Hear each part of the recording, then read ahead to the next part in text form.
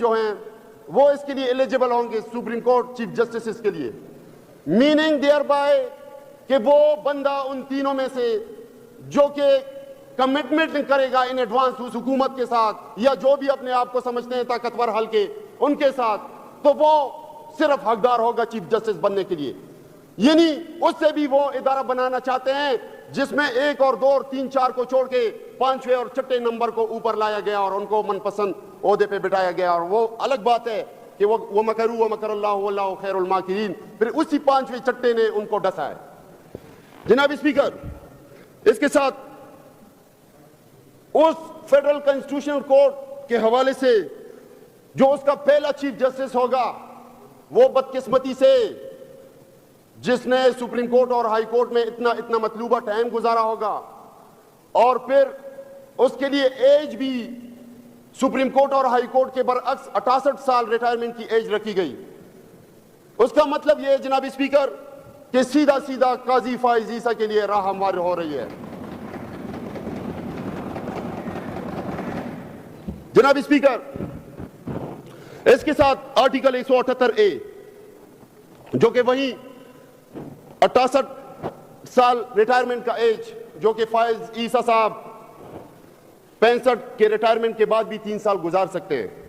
तो जनाब स्पीकर, इसके साथ साथ एक आर्टिकल 2 में भी ये प्रपोज अमेंडमेंट करने जा रहे हैं जो कि इनकी ख्वाहिश है कि इंटर हाई कोर्ट्स में वो ट्रांसफर पोस्टिंग कराना चाहते हैं कि एक हाई कोर्ट से दूसरे हाई कोर्ट में किसी जज की ट्रांसफर पोस्टिंग हो सके। जनाब मैडम स्पीकर, इसमें इनका मकसद क्या है कि वो इस्लामाबाद हाई कोर्ट, वो जजेस जिन्होंने इनके खिलाफ लेटर लिखे कि मुदाखलत हो रही है और बदतरीन मुदाखलत हो रही है, उनको या उन जैसे ऑनेस्ट और डिग्निफाइड जजेस जो हैं उनको दूसरे हाई कोर्ट्स में ये लोग भेज सके ताकि उनसे छुटकारा हासिल हो। तो जनाब स्पीकर, मैडम स्पीकर, मैं समझता हूं कि पाकिस्तान तहरीक इंसाफ की लीडरशिप और केपीके हुकूमत और ये असम्बली इस जैसे घिनौने साजिशों या साजिशी प्रपोज अमेंडमेंट्स को यकसर मुस्तरद करती है और इसके खिलाफ हम में जितना भी दम हुआ इंशाअल्लाह इसका रास्ता रोकेंगे। मैडम स्पीकर, हमारा ये जो एहतजाज था, हमारे MNAs को जोदोकोब किया जा रहा है मुख्तलिफ तरीकों से। मेरे एक मालाखंड से MNA हैं, वो पिछले टेन्योर में KP में एडिशनल एडवोकेट जनरल रहे हैं, तो उनको मुख्तलिफ तरीकों से तंग किया जा रहा है कि आपको डिसीड किया जाएगा, डिस्क्वालीफाई किया जाएगा। उसके लिए अभी हम वो कानून क्लेरिफाई कर रहे हैं कि एडवोकेट जनरल भी पब्लिक सर्वेंट नहीं है, तो उसके मुताबिक एडिशनल और असिस्टेंट एडवोकेट जनरल भी ऑटोमेटिकली पब्लिक सर्वेंट नहीं हुए। लेकिन उस बुनियाद पे कि आप एडिशनल या असिस्टेंट एडवोकेट जनरल थे, तो उसकी वजाहत चूंकि उस मतलूबा आर्टिकल में नहीं है, सिर्फ एडवोकेट जनरल की है, तो उस बात पे उसको ब्लैकमेल, उस MNA को ब्लैकमेल किया जा रहा है कि आप पार्टी छोड़ो या हमारी तरफ आओ या हमारे इन जो हमारे अमेंडमेंट्स है, जो गिनौनी साजिश है मेरे मुताबिक, मेरी पार्टी के मुताबिक, हमारी इंडिपेंडेंस ऑफ जुडिशरी के ऊपर एक वार है।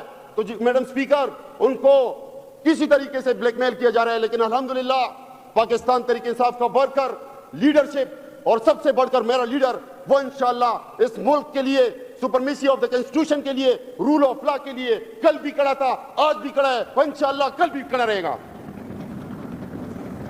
जनाब स्पीकर,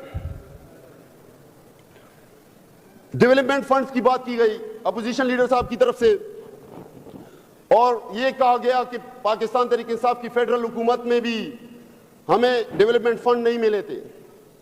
मैं इनसे सवाल करना चाहता हूं कि जब रिजीम चेंज आप लोगों ने की सैफर आने के बाद किसी के इशारों पे, तो आप लोगों ने उसके बाद हमारे इलेक्टेड MNAs मौजूद थे या कम से कम हमारा सूबा मौजूद था, तो आप लोगों ने किसको डेवलपमेंट फंड दिया? या 2013 से 2018 तक आप लोगों की फेडरल गवर्नमेंट थी, आप लोगों ने हमारे कौन से MNA को फंड दिया था? तो जनाब स्पीकर, ये खुली बात है। और यहां पे तो वैसे भी चंद एक के अलावा फॉर्म 47 वाले जाली MPA बैठे हुए हमारी अपोजिशन में, तो इनके इतला के लिए अर्ज है कि डेवलपमेंट फंड इनको नहीं मिलेगा। अगर मिलेगा हमारी उन अवाम को जरूर मिलेगा जिस जिस हल्के से ये नुमाइंदगी कर रहे हैं फॉर्म 47 के ऊपर, लेकिन उनको मिलेगा जो हमारे हकीकी फॉर्म 45 वाले कैंडिडेट हैं, इनको नहीं मिलेगा जनाब स्पीकर। जनाब स्पीकर, इसके साथ केपी हाउस के साथ साथ हमारे प्रोटेस्ट के ऊपर जो टीयर गैस, मैं समझता हूं कि जो बुरहान इंटरचेंज और जंक्शन के साथ हमारे साथ हुआ पूरी रात, आप यकीन करें कि हमें 5 मिनट ब्रेक भी नहीं दिया गया कि हम नमाज पढ़ सके, वुजू बना सके। एक जोहर के टाइम से लेकर दूसरे सुबह 8-9 बजे तक, जब तक वो जगह हमने उनसे क्लियर कर दी, उस टाइम तक उन्होंने जो बदतरीन शेलिंग की, डायरेक्ट फायर किए, रबर बुलेट, और इसके साथ साथ 12 बोर के ओरिजिनल बुलेट्स, SG बुलेट्स भी इन्होंने फायर किए, जिसके लिए हमारी गाड़ियां, मेरी पर्सनल गाड़ी डैमेज हुई। हमारे मिनिस्टर औकाफ और ज़कात एंड ओशर की भी गाड़ी पे डायरेक्ट फायर किए गए। हमारे बहुत से वर्कर्स के ऊपर डायरेक्ट फायर किए गए, उनको डैमेज किया गया। मैडम स्पीकर, और उसके साथ मोटरवे को कम से कम 5-6 जगह खोदा गया, बदतरीन शेलिंग की गई, वो तरीके से हमें डील किया गया, हालांकि हम पुरअमन प्रोटेस्ट के लिए जा रहे थे। और जनाब स्पीकर, ये तो फिर इनको तब मजा आएगा जब मेरा कायद हमें धरने की कॉल देगा, और जिसके लिए हम शदीद इंतजार में हैं। ये तो अब हम मेयर की कई घंटों या मिनटों के प्रोटेस्ट के लिए जा रहे थे, ये बौखलाहट का शिकार है मैडम स्पीकर। और केपी हाउस, जो कि मैं समझता हूं कि किसी Jinnah house, GHQ core commander house से मेरे लिए ज्यादा मुकद्दस है, क्योंकि वो मेरे सूबे का एसेट है। मैडम स्पीकर, उस पर हमला होता है, और CCTV फुटेज में तो फिर भी चंद रेंजर के एहलकारान दिखाई गए। वहां पे मेरे AG ऑफिस के मेंबर्स ने मुझे जो वीडियोस भेजी, आप यकीन करें कि कम से कम 1000-1500 बंदा रेंजर्स का और इस्लामाबाद पुलिस का वहां पे जाता है। वहां पे मेरे MPs को गालियां देता है, मेरे CM को गालियां देता है। एक IG जो कि इस रियासत का एक टैक्स पेयर के पैसों पे पलने वाला, वो ये किस तरह जुर्रत कर सकता है कि मेरे चीफ मिनिस्टर को वो गालियां दे? इनको शर्म आनी चाहिए। मैडम स्पीकर, हम इसका जरूर बदला लेंगे और खुलेआम लेंगे इंशाल्लाह। इनसे पूछेंगे कानून और आईन के दायरे में रहते हुए, और इंशाल्लाह मैदान में भी आएंगे इनके खिलाफ। मैडम स्पीकर, यहां बात की गई सूबे के हकूक के हवाले से, अल्हम्दुलिल्लाह गवर्नेंस के हवाले से भी हम बेखबर नहीं हैं। हम अपने इक़दामात उठा रहे हैं। ये दूसरी बात है कि आज यहां पे बैठ के बड़े बड़े भाषण तो दिए जा रहे हैं, लेकिन इनसे अपनी कारकर्दगी के बारे में पता कर लें कि वफाक में आप लोगों ने कौन सा रोल अदा किया अपने सूबे के हकूक के हवाले से।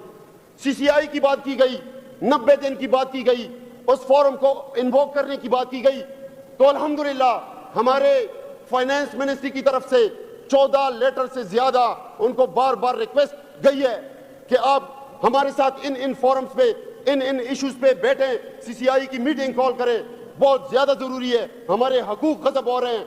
मर्जर हुआ है, मर्जर के बावजूद जो पुराना NFC 14% का था वो डिस्फंक हो गया है।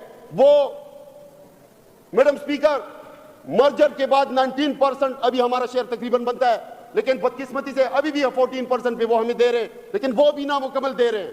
तो इसके साथ साथ नेट हाइडल प्रॉपर्टी के ऊपर और मुख्तलिफ इश्यूज के ऊपर हमने बार बार उनको लेटर लिखे।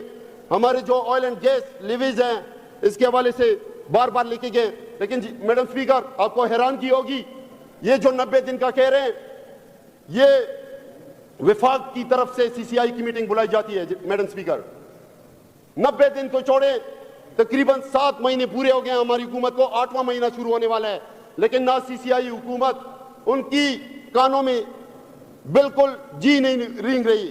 बदकिस्मती से मैं समझता हूं मैडम स्पीकर, ये जो भाषण यहां पे दे रहे हैं, ये अपने लीडरशिप को हमारी ये इस तरह इंप्रेशन दे रहे हैं जिस तरह इनकी विफाक में बिल्कुल हुकूमत ही नहीं है। और वो तो हम भी एडमिट कर रहे हैं कि इनकी हुकूमत नहीं है, बल्कि हुकूमत कोई और चला रहा है। मुहसिन नकवी किनका बंदा है, सबको पता है जनाब। मैडम स्पीकर, इनकी हुकूमत नहीं है, लेकिन ये इस बात से मुबर्रा भी नहीं है। पीपल पार्टी की कोलिशन गवर्नमेंट है, फेडरल में भी और सूबा सिंध में भी और बाकी सूबों में भी। तो ये अपना रोल अदा करे, और ये डिग्गियों वाली भी जो इदारों में जाया करते हैं वो भी अपना रोल अदा करे।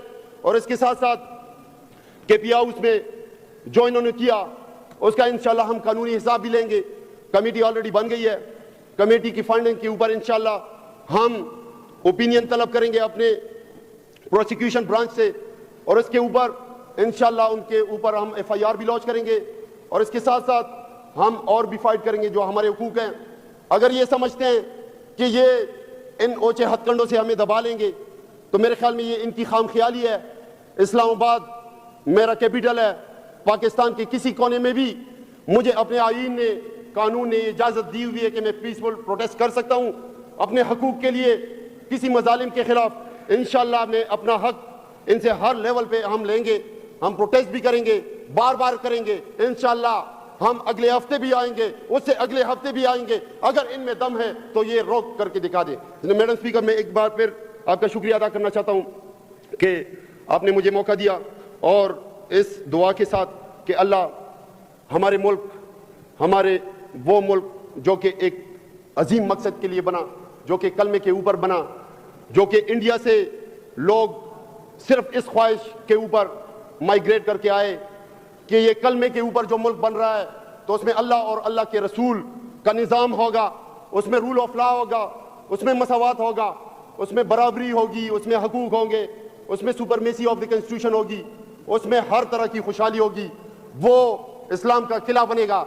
लेकिन बदकिस्मती से ये यहूद व नसरा और यूरोपी और फ्रीमेसन्स का किला बना हुआ है कुछ चंद लोगों के ख्वाहिशात के ऊपर, जो कि हमारी बड़ी बदकिस्मती है। और जिस अजीम मकसद के लिए इंशाल्लाह मुझ समेत मेरे ये गाजी दोस्त, हमारे ये फाजिल MPA साहिबान और मेरे पार्टी के जितने भी वर्कर्स हैं, मेरे CM समेत अल्हम्दुलिल्लाह, जो कि किसी हुकूमती ओहदों का परवाह किए बगैर इंशाल्लाह अपने हकूक़ के लिए अपनी जद्दोजहद कर रहे हैं। तो मैं एक बार फिर शुक्रिया अदा करना चाहता हूँ इस दुआ के साथ कि पाकिस्तान जिंदाबाद, अल्लाह हम सबका, हमारे मुल्क का हामी और नासिर हो। बहुत शुक्रिया जी।